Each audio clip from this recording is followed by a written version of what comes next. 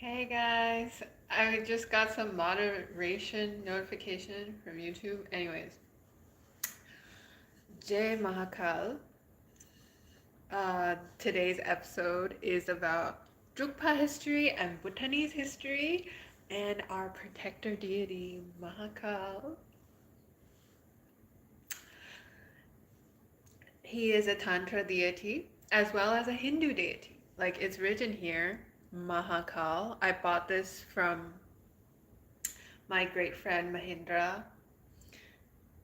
I'm not sure if he's a Shaivite, but anyways, he sold these things. And yeah, this is six-armed Mahakal as represented in the meditation deck by Mr.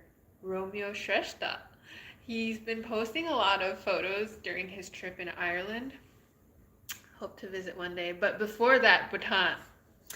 They're very stable. Like their ruling class is like very unified to some degree, and they have this great historian called Lopen Karma Phuntsho, who recently hosted this talk called How Bhutanese is Bhutanese Art by the Loden Foundation with Dr. Ariana Maki. So you guys can go to Facebook and I'll link it down below later. Meanwhile, in India, the State Bank of India refuses to disclose communications from Reserve Bank of India government on electoral bonds. So, it's election season and enough said. Enough said. Insert funny meme about elections in any country. Um, so the main character of today's history is one of the founders of Bhutan. So that is just mind boggling for me, at least, because it's like, how is history not secular to begin with? Because Tibet's history starts even before like Buddhism arrives in Tibet, whereas like in some ways it's very hard to separate Bhutan from the development of Vajrayana Buddhism, which is also why I'm interested in this story. Zhandrung Namgyal. Yes, Zhandrung Nawang Namgyal was born in 1594 in central Tibet to Mipam Tanpai Nima, the 16th incumbent of Ralong and holder of Gya lineage. So Gya people were mythically the people who carried the Jowo statue to Lhasa. And I just learned from the historian who hosted the art talk, who also wrote the history of Bhutan, that they also have a Jowo temple. So in Tantra Vajrayana, sometimes you can just imagine yourself in a Pure Land. And so it's really comforting to know, that there are, diffusions of certain representations, and they're not just restricted, like they're not being held ransom by certain communist regimes. Okay. The 16th incumbent of Ralong and holder of the Gya lineage. His mother, Sonam Palgi Buthri, was a daughter of the Kisho Depa, a rising noble and patron of the Gelug school. She was first married to Phuntsho Namgyal of Dakpokurak, but after the birth of a daughter, the marriage fell apart and she turned to religion. I've got a Ganesh here. I tried to pin it. Yeah. Turned to religion. It was while she was staying in a nunnery near the Drukpa estate of Gardrong, that Mipam Tanpai Nima met her and took her as a consort. And they engaged in Vajrayana practices, which sometimes lead to childbirth. Zhandrung, according to his biographers, was an exceptional child, and both his father and grandfather took full notice of his potential. Even his conception was marked by several auspicious omens, according to his biographers. Later, historians and followers would rank him among the many incarnations of Avalokiteshvara, the Buddha of compassion. His education is said to have begun by the age of 4 or 5, and he was a fast learner, grasping things effortlessly. Lawang Lodo, the eminent Drukpa scholar and master of astrology, was appointed as his personal tutor. Drukpa is a school of the Gagyu lineage, and they are hosting many events such as prayers to our protector deity Mahakal, and it also means the dragon lineage. Dragon lineage, like dragon fruit. Lawang Lodo, the eminent Drukpa scholar and master of astrology, was appointed as his personal tutor. At 8, he took his lay Buddhist vows, and at about this time, the Sakya hierarch Sonam Wangpo conferred on him the religious title of Shabdrung, which may be rendered as at whose feet one submits. By 13, Shabdrung had finished much of his training, and a ceremony was organized to formally install him on the throne of Ralung as the head of the establishment. Many Tibetan figures representing the major monasteries and ruling families of Tibet were present at this event, bearing gifts and prayers for Shabdrung's long life. However, it is not clear if this event was also considered as the installation of Shabdrung as the reincarnation of Pema Karpo.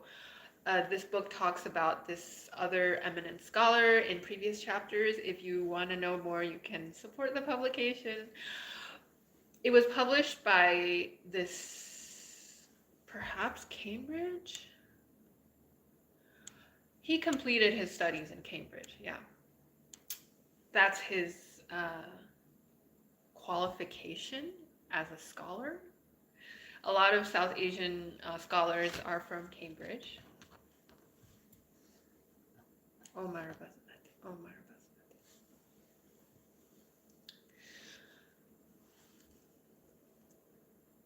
We can be sure that this was a move to confirm his authority and preeminence over his rivals, so the recognition by the Sakya hierarch. The disagreement over the recognition of the incarnation of the famous Pema Karpo must have become well known by then. Shabdrung's rival Pagsam Wangpo was already born in 1593 and endorsed as the incarnation of Pema Karpo by Latsawa Nawang Zampo, who was a major student and attendant of Pema Karpo. An interesting and colorful story with the ambiguity and vagueness typical of the Tulku recognition process is found in a recently discovered Bhutanese biography of Shabdrung. According to this account, the great Pema Karpo visited Ralung in the last days of his life, but Dechen Gyalmo, the wife of Mipam Chogyal and the lady of the Ralung establishment, did not serve the master well. Displeased by the poor reception in Ralung, Pema Karpo went to the house of the governor of Chongye. While there, Pema Karpo gave the lady of Chongye a cup of yogurt to indicate that he may incarnate as her child. Unfortunately, the lady did not understand the symbolism, and instead of eating it herself, she gave the yogurt to her maid. Another account says that she gave it to the governor, who ate the yogurt and threw away the cup derisively, remarking that the present from an eminent lama was merely a cup of yogurt. The story continues that the Chongye ruler then had an illicit affair with the maid, and an illegitimate child was born. The child was informally proclaimed to be the incarnation of Pema Karpo by Latsa Nawang Zampo, who was a relation of the Chongye governor. However, the ultimate authentication had to be sought from the hierarchs of the central establishment of the Drukpa school in Ralung. Thus, a request was finally made to the main hierarchs of Ralung to come and examine the child in 1596. To verify the authenticity, Mipam Chogyal and Mipam Tampai Nima first performed a divination before the holiest relic of Ralung, the vertebra of Sampagyare, which had miraculously turned into an image of the Buddha Karsapani, the image of Buddha Karsapani. The result came out negative. Then Tampai Nima set off for the house of Chongye governor with 3 artifacts, which Pema Karpo entrusted him to be used in the verification of the reincarnation. The child failed to recognize the objects. When Tampai Nima held the child's hand and invited the child to his lap, The child only retreated and wailed. Slightly embarrassed, Tampai Nima left Chongye, declaring that the true incarnation of his teacher, Pema Karpo, was apparently his own son, Shabdrung Nawang Namgyal. It was later said by the child's family that Tampai Nima frightened the child with his serious demeanor and dress. Having just come out of a 3-year retreat, he was said to have been wearing long tresses and a frightful tantra costume. Shabdrung, in a later rebuttal, denied that his father presented himself in such a demeanor and dress. However, Latsoa and the Chongye governor persisted with their requests for his endorsement of Paksam Wangpo, to which Tampai Nima is said to have bluntly replied, "We, the incumbents of Drukpa establishment, cannot speak falsely that someone is a tulku when he's not." The rejection of Paksam Wangpo by the Ralung hierarchs as the incarnation of Pema Karpo split the Drukpa followers into two camps. While the Ralung establishment and its followers promoted Shabdrung as the incarnation of Pema Karpo based on prophecies which the late master is said to have left behind, the Chongye group ignored Ralung's rejection and formally installed Paksam Wangpo as the successor of Pema Karpo at Jashi Tongmong Monastery. The relationship between the two groups turned sour. In 1605, the leader of the Jia Myriarchy attempted to reconcile the two incarnates when Shabdrung was visiting the Jia province. So a bit about Myriarchy, it's like a unique system since the Mongol Yuan dynasty. So from David Germano and Gray Tuttle in English, a Myriarchy unit in the Mongol Yuan Sakya rule in Tibet in the 13th and 14th century was a high-level administrative unit in the decimal-based system that constituted the administrative rule and divisions of the Mongol Yuan Empire's rule in Tibet, in conjunction with their Tibetan Sakya religious partners from 1268 to 1354. The term is defined as 10,000 households. The Tibetan term Trikor literally means 10,000 fold. The myriarchies in turn were organized into circuits, which were 10 myriarchies. Ideally, a myriarchy was supposed to contain 4,000 temple serfs, 6,000 serfs of noble families.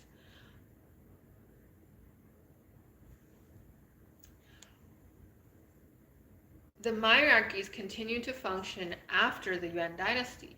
The various political periods in central Tibet following 1354 are in fact named after whichever one of the myriarchies would temporarily go into political ascendancy to become functionally a kingdom dominating its former peers.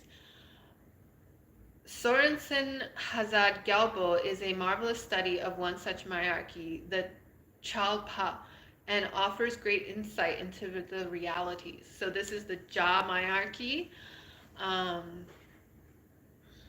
that we are exploring in relation to Shabdrung.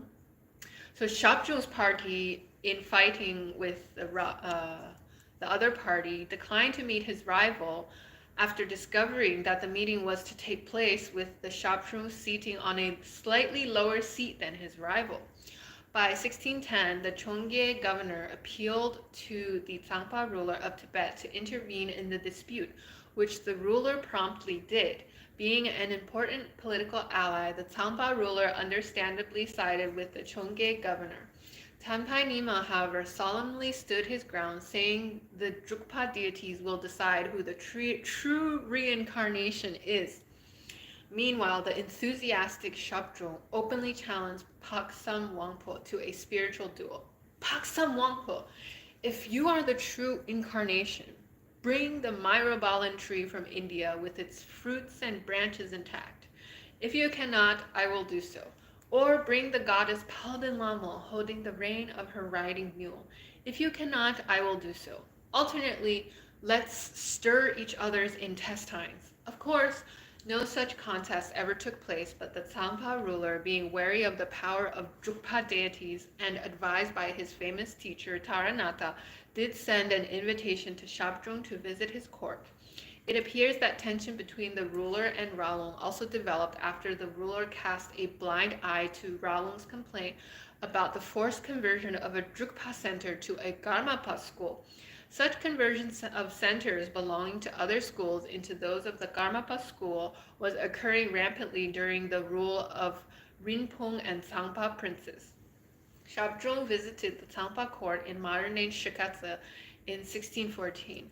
The ruler came at the gate to receive Zhandrung, but the proud young Zhandrung continued on his horse through the gate all the way to the steps, causing the ruler some discomfiture. Although Zhandrung and his party were received with great respect and hospitality and the meeting was cordial, it failed to yield any positive result. Both leaders, Tsangpa ruler Phuntsho Namgyal, aged 28, and Zhandrung, aged 20, were said to have been impressive but uncompromising and sharp. So there's a lot of beef going on. I'm just going to jump to the part where he gets esoteric stuff. Connections. And fighting. Okay. Zhandrung refused to comply to some order from the princes. He sent a stern reply. The self-born Karsapani image, the relic aforementioned, is as vast as space or as minute as a mustard seed.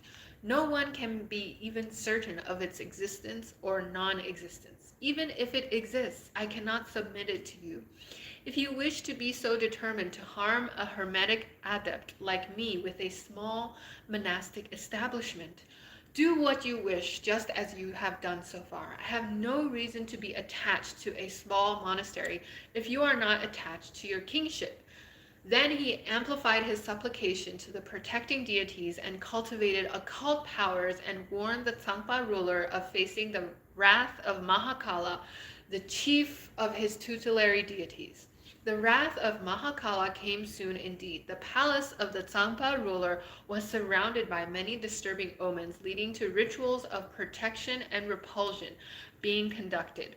The governor of Chonye was stabbed to death using his own sword, and Latsawa Nangwal Zampo died from a stroke.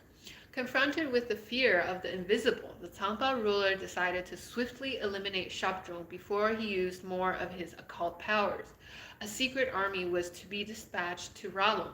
Fortunately for Zhandrung, a minister in the court who was well disposed to the Drukpa establishment and who owed his father a favor secretly sent intelligence of the imminent attack. It was about this time that Sithar, a Bhutanese patron from Gon, also arrived in Ralung. In an intimate conversation, Zhandrung confided to him that he may go via Tatsa to Mongolia to seek Mongol support and return to annihilate the Tsangpa power. The Bhutanese patron, however, suggested an alternative option of fleeing to the south, where he assured the Zhandrung there was plenty of land and support and the need for a unifying leadership. That night, Zhandrung went to sleep and was thought to have had a clear dream in which he followed a large raven southward and arrived in an unknown place. The raven was understood to be his tutelary deity, the raven-headed Mahakala. The next morning, Tanpai Nima and Zhandrung carried out a divination in front of the holy vertebra image, and the indication was to go southward. Thus, the decision was reached about turning the horse southward, as the later accounts would put it metaphorically, and a message was sent to the Bhutanese patrons to send escorts to meet the party at the border between Tsang and Bhutan. So I've mentioned this before, like it's very odd that someone could travel in those times, because the Mongols were very violent in their conquering, so it was generally not wise to venture very far. And I have suggested that there was some kind of like divination involved, and so this author also explains to us how it was used. While Zhandrung concentrated on powers to the tutelary deities for guidance and protection throughout his last day in Ralung, his father packed the important relics and organized the people who would accompany him. Some 30 Bhutanese monks at Ralung, including Tenzin Drukyal of the Opcho family, Opcho family and Gon, who was Shabdrung's steward, were selected for the journey. When darkness fell, the party quietly loaded the ponies and set off on the arduous journey. Shabdrung was 23 by Tibetan reckoning. The year 1616, according the standard version. We do not know the day and the month.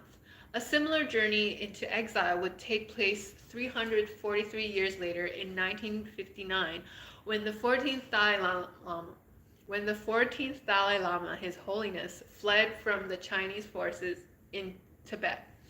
The party took 2 days to reach the border and were then stranded in a cave at the border for a number of days under heavy snow and blizzard until, according to the narratives, a fox finally showed the way over the pass. Soon after they crossed the pass, they were received by the Bhutanese party composed of many lamas and chieftains from the Gasa region who were waiting for them on the Bhutanese side of the watershed. Shabdrung arrives in Bhutan. From the border, Shabdrung traveled through the Gon and Gasa area, blessing local patrons and devotees, and gradually made his way to Thimphu via Lingshi. When he reached Pangri Zampa in Thimphu at the monastery established by his ancestors, Nawang Chogyal, he found the unknown place he saw in his dream at Ralung. It was to this place that the raven-headed protector led him to his prognostic dream. Led him to Bhutan in his prognostic dream. Shabdrung's southward journey into exile, or the act of turning the horse southward, was thus seen as a course of destiny. Later biographers and historians would interpret this fateful journey as a preordained course of history, which was predicted by no less a figure than Padmasambhava Guru Rinpoche in the 8th century.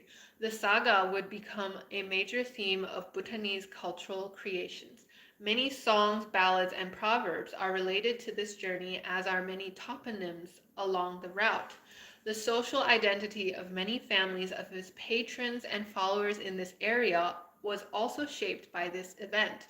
The journey thus transformed the cultural and religious stature and significance of the land and people he encountered.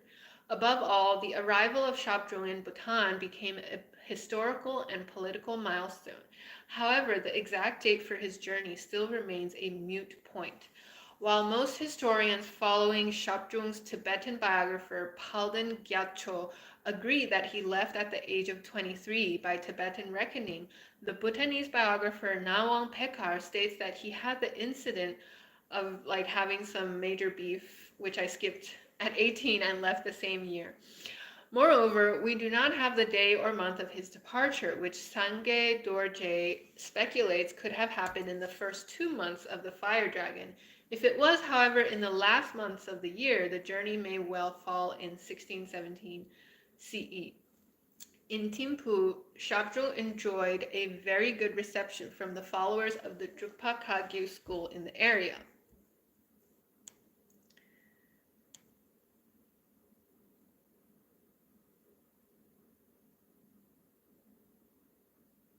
He received a letter from the Tangpa ruler informing him that all of Shabdrung's estates in Tibet had been seized and he should return to Tibet with the vertebra relic and surrender. Shabdrung wrote back a long rejoinder to the ruler with a stern warning. You have inflicted on me all the damages you possibly could. On my part, if I fail to eliminate you and your family line, you may then decide that the Drukpa school does not have protecting deities, and I am not the true incarnation of the omniscient Pema Karpo. So in Hinduism, I think it's called Sarpa vow. Let me check. Vow in Hinduism. Because you see it a lot in Bollywood movies when the main character needs to do something. Okay, vrata is an abstinence from food. But I think there's another term. Yeah, taking an oath. So they take oaths a lot. It's very odd for someone like me who did not grow up in a very religious environment. But yeah, so it was astonishing for me that someone from Vajrayana would take such oaths. Like, it sounds really serious. He's basically saying, I need to destroy you, or else my spiritual lineage is not authentic. The Tsampa ruler retaliated with a sudden attack organized in collaboration with the Lapa hierarchs, who were vexed by Shabdrung's growing popularity in western Bhutan. The soldiers stormed Drukcho Ding, this new center he founded, while Shabdrung and his retinue were busy conducting a grand ceremony. Shabdrung had to flee in his undergarments across the river to the Hungral Tsong, leaving behind even his personal effects. So this area was surrounded, which he founded, by the soldiers from Utsang, central Tibet. Shabdrung escaped further uphill to Damchen and Drela. Moved by the sight of the beleaguered Shabdrung and his group, the Bhutanese chieftains led by Zarchen Choje and the Sions of Pajo Drukgom raised a local militia and came to Shabdrung's aid. A full war ensued between the Tibetan invaders and the Bhutanese fighting for Shabdrung. Shabdrung himself continued on his way to Thimphu, escorted by some Bhutanese patrons. On the pass above Paro, he is said to have had a vision of Mahakala, the chief protector, who in the vision offered the whole of the southern land to him and ensured him victory over the Tibetan forces. However, Shabdrung seems to have been in inner turmoil. At Chaluna, he had a sudden urge to renounce everything and follow a hermetic style in the life story of similar to the life story of Milarepa. He blew his ritual trumpet 3 times in the direction of Raulung, calling out the names of his father and predecessors out of exasperation, and lamented about the difficulty to maintain the Drukpa order. That night he had a dream of 4 Dakinis who told him he was the second of the 9 great personalities to come in the family line, and that he should strive to promote the Drukpa tradition in the southern land. Psychologically, this was the defining point in Shabdrung's career. It seems he resolved from that night to gather support and build a strong base in Bhutan. From Chaluna, he traveled through the Thimphu Valley, where there was even an attempt on his life, but the arrow which shot at him actually hit the saddle of his steward's horse. He then went as far as the Shar Valley, visiting Drukpa centers and patrons on a campaign to raise support, but perhaps also to get further away from the invaders. While in Wachen and Shar, he received the news that the Tibetan forces were thoroughly vanquished, their general Lagune killed, and his organs offered to the protecting deities. Lagune's head was clearly hanging in Cherry even in the 18th century. Footnote 10. Shakya Rinchen, 1976. A celebration followed in Shar. Shabdrung then returned to Thimphu, visiting places in the Punakha Valley on his way. He then proceeded to Tango, which was offered to him by his relative, Tsewang Tenzin, the grandson of Drukpa Kunle. So one of my friends, Sonam, he teaches Tibetan to people who are interested, and he noticed this interesting difference. Sometimes people spell Kunle as K-I-N-L-E-Y, and sometimes they spell it as K-U-N-L-E-Y. And he was saying how Bhutanese usually spell it as K-I-N-L-E-Y, and here we actually have it as K-U-N-L-E-Y. Drukpa Kunle. At the holy cliff in Tango, he went into a retreat to cultivate further magical powers. Shabdrung's mastery over occult power, according to traditional accounts, became manifest when his enemy, the Tsampa ruler, and some members of the ruler's family suddenly contracted smallpox and died in 1621 in the midst of war with the Gelugpa and Mongolian forces in central Tibet. The Tsangpa court, however, kept this death a secret until 1624. When the news was out 3 years after the death of people in the ruling family, the Tibetans attributed the death to Shabdrung's magical powers, and it was commonly said, "Do not compete with the Drikungpa in wealth. Do not compete with the Sakyapas in manpower, and do not compete with the Drukpa in magical power. In Bhutan, Tsangpa's death was seen as a testimony of Shabdrung's invincible power, and the support of the protector gods. He assumed the title of Thuchen, or the one with great magical power, and composed the famous emblematic document called the Nachu Druma, or 16 Eyes, shown below. In subsequent iconographic representation, Shabdrung was also shown with the apparels of a tantric priest performing wrathful activities of subjugation and liberation or ritual murder.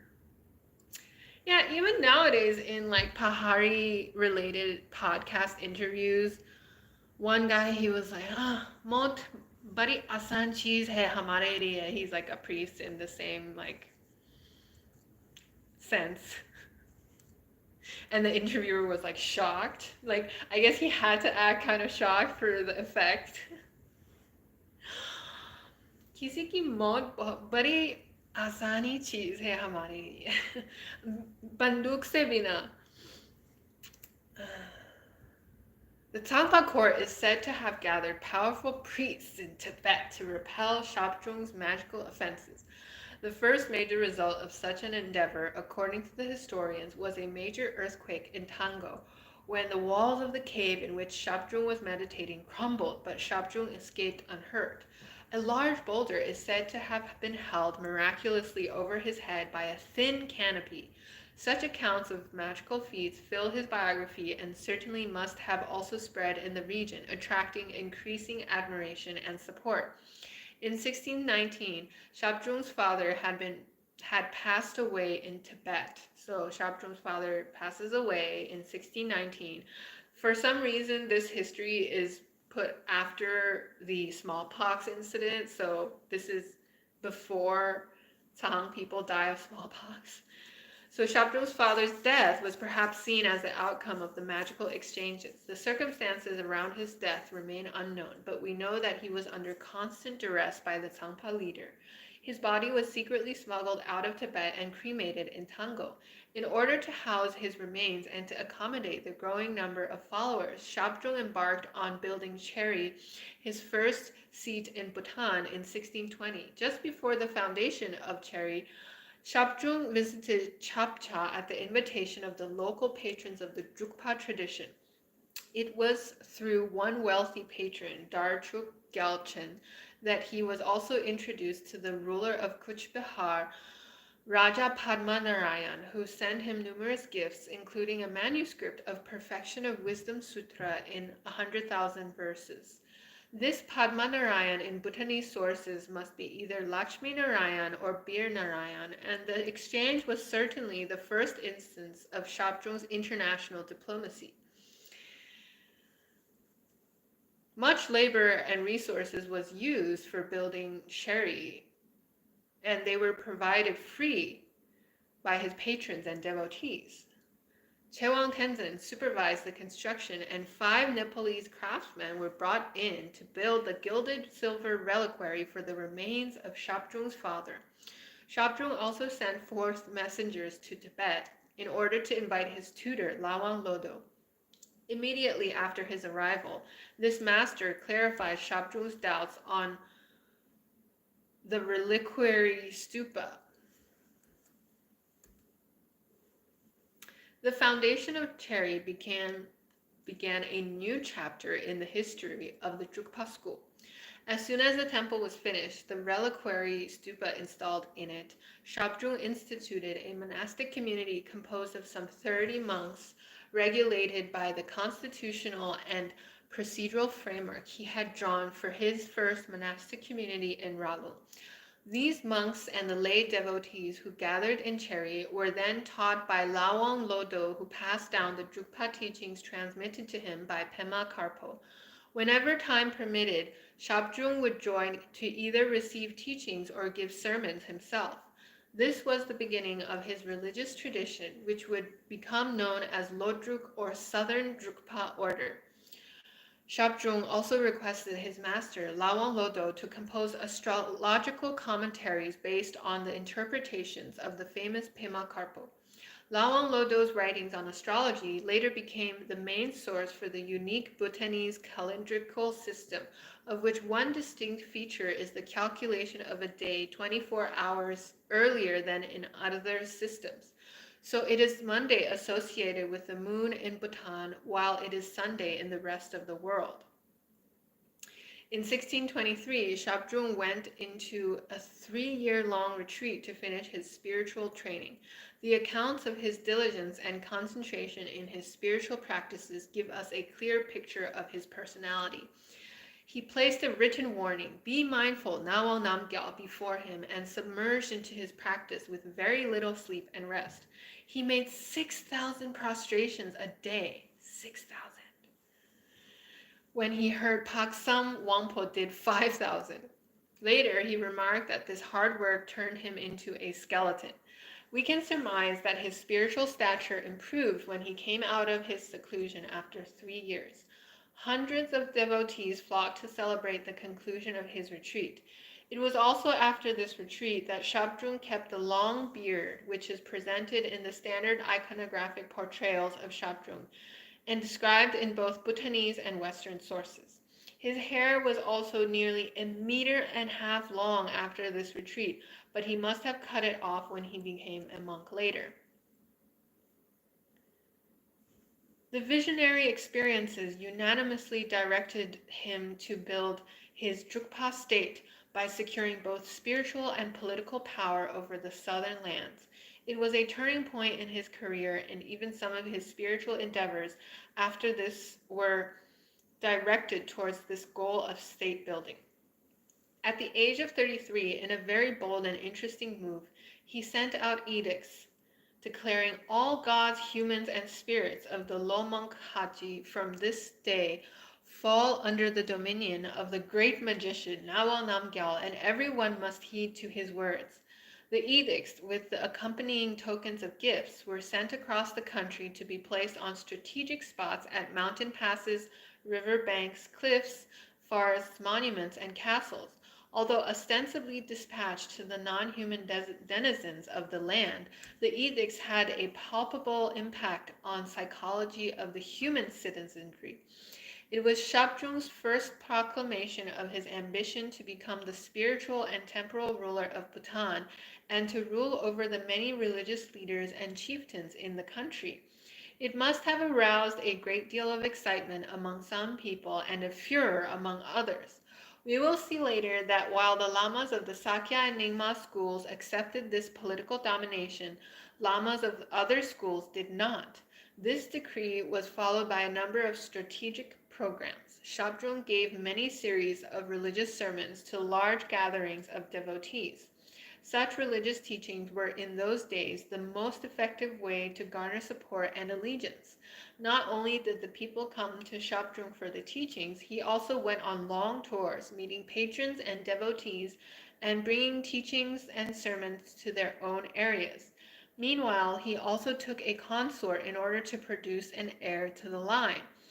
One other program of which we have vivid reminders to this day was his construction of the fortified monastic edifices which dot the Bhutanese landscape. Thank you guys so much for listening. Jai Mahakal, and hope you guys have a great month ahead. Happy New Moon.